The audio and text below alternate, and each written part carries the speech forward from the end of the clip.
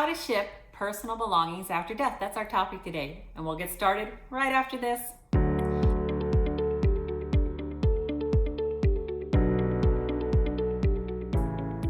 Hi, I'm KimWard. I am a real estate broker in San Diego, California, and an expert with helping executors, administrators, and trustees with homes in a trust, administration, or probate.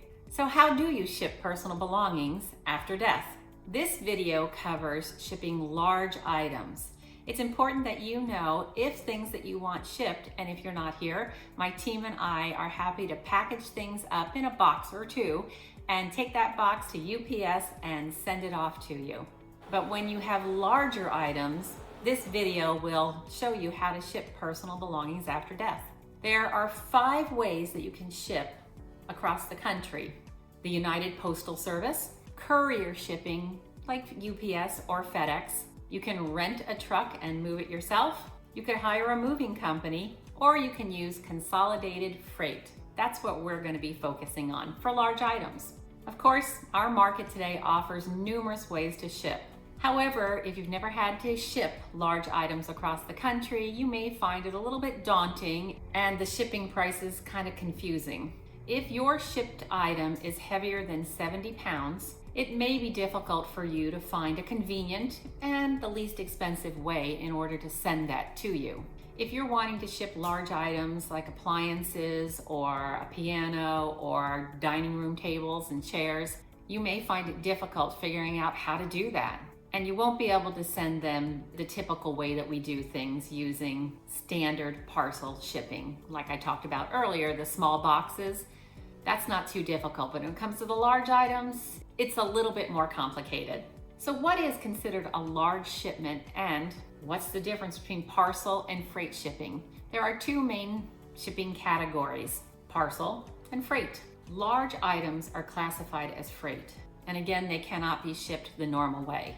For most parcel shipping, if your item weighs more than 150 pounds or is larger than 108 inches in length and 165 inches in width, it's going to be considered freight shipping.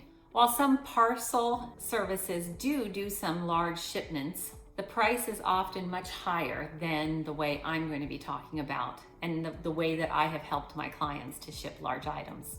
Whenever you're thinking of a way to move these large items, you should begin by looking at your budget. I've had some clients that are surprised at how expensive it is to move things. I did help a client send his sister a large roll-top desk, and it was big. It was a large roll-top desk, and it probably weighed maybe 300 pounds. And it wasn't going that far. I believe it was going to Texas, here from San Diego, and it was almost $1,000 to send that large desk. But it was important to them, and so we made it happen. Many people want a simple way to ship items that doesn't require a lot of planning, and that's where we come in. I was recently helping to sell a home in the Scripps Ranch area of San Diego, and my client wanted his mother's piano, her dining room table and chairs, and a TV to be shipped. And I'm going to share with you how we made that happen for him. These are the 3 steps that need to be taken in order to ship an item. First, we have to collect accurate information about the shipment. We make sure to measure the item, take photos of it, and in the case of the piano, I was kind of guessing how much it weighed. I Googled, but that's certainly not something I could pick up and figure out the weight of it. But when it came to the dining room table and chairs, I was able to accurately guess how many pounds it weighed. So what we need is weight, we need the dimensions, we need some photos, we need the address of where the shipment will be picked up, and the address of where it will be sent. And as you can imagine, all of this data will affect the shipping cost. And it's really crucial to have as accurate numbers and photos as possible, because we don't want any surprises when the company comes to pick up the items. We don't want any additional costs. The online shipping service that I have used a number of times will simplify the process for you. Once my team and I have all the data, we upload it onto the online shipping site, and within a day or so, they will send back an invoice of the cost to have these items shipped. Of course, then we'll send that information to you. And once you approve the cost, we will set up the shipment to be packaged up and sent off to you. And to go back to, once we upload all that information, if the shipping company has any questions or concerns, they will contact us directly, because I'm the one that's actually looking at the items in your loved one's home and can answer those questions accurately for the shipping company.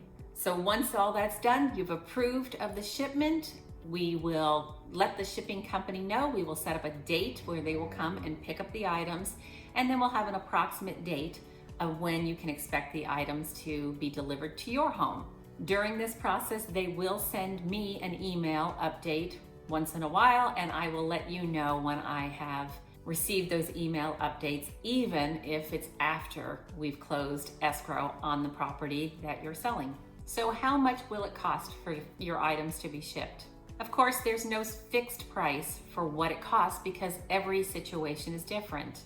The final shipping cost depends on all those other factors that I just shared about: the weight, the size, the distance that the property is being shipped. So to fully understand the breakdown of how it costs to ship items, we'll go over a few things of what affects that shipping expense.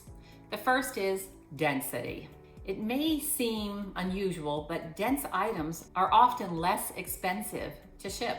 The reason is the denser that it is, the less it is prone to shipping damage during the transit, and the safer it is for the carrier. Loose or fragile items, such as that TV that was sent, are more expensive to move than the heavier and dense items. The weight of the item is a major consideration. That's why it's important to provide accurate information, or as accurate as I can be, like in the case of the piano, so that there isn't any problem when they go to pick it up and it's a 500-pound piano instead of a 300-pound piano like I was guessing. If there is a difference, there may be additional shipping costs, but honestly, I haven't run into that as yet because I try to be as accurate as possible. Next, we take into consideration the dimensions of the item. This is important because the size of the item takes up a certain amount of space in the truck, and so that affects the cost of shipment. They also take into consideration whether the item is easily stacked, because of course, if they can stack them, they can get more items in the truck, and that would make it less expensive for you for the shipping cost. And then the freight class. Freight class is a special classification developed by the National Motor Freight Traffic Association. They came up with these classifications to ease cargo shipping prices.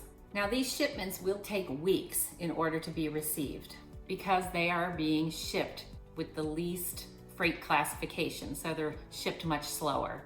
And the last thing to take into consideration is the destination. Obviously, mileage plays a huge role in how much it costs to ship items. When considering the final shipping price, the longer the route, the more you'll pay. And like I said earlier, before you agree to the shipment, you will know how much it will cost the estate to ship the items to you. Thank you for watching. If you have questions, just post them down below, and please subscribe to this channel, hit the like button, because that way I can continue to provide this type of important information for you as an executor, administrator, or trustee of a home in probate or a trust administration. Thank you again. See you next week.